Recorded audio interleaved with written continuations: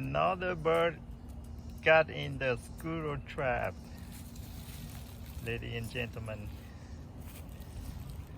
lại một chú chim sa bẫy sóc. Không biết vô cái bẫy này làm cái gì mà. This is the second one in a week. Con này là con thứ hai trong tuần rồi. Chim sẻ nâu. Let's come closer. We'll release it. Sẽ trả tự do cho nó. We'll free it in a minute. Wow, he's very active. Hopefully it's not the old one.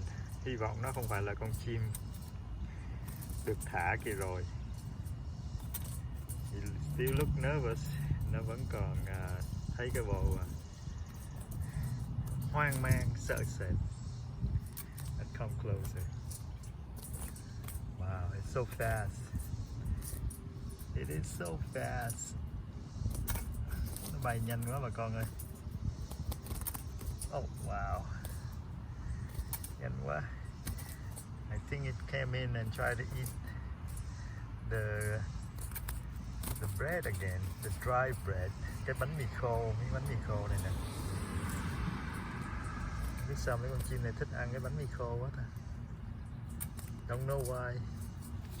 Okay, I'm about to release the bird.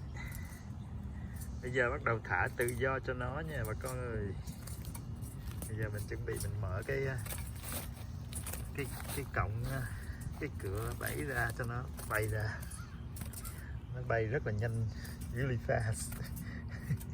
We're gonna watch it. Okay, are you ready, bird? Are you ready for your freedom? Okay, we'll give you the freedom.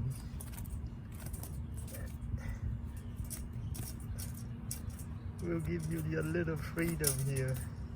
Are you ready? Okay. Are you ready to go? Okay. We'll see you. Hopefully not see you later. Hy vọng nó sẽ không bay vô cái lồng này trở lại. Thôi bây giờ cho nó bay đi nha. Okay, are you ready, bird?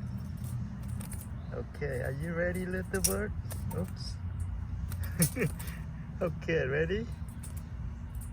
All right, go. You can go now. You can go. Go. Whoa! Wow, rồi bay mất tiêu rồi. It's all the way over there. It flies all the way over there. Oh my goodness. Okay. That's it. Oops. Little bird is gone. Okay. Thanks for watching this video. Cảm ơn tất cả mọi người đã coi. Hẹn gặp lại cái video kế. We'll see you in the next video. Bye bye.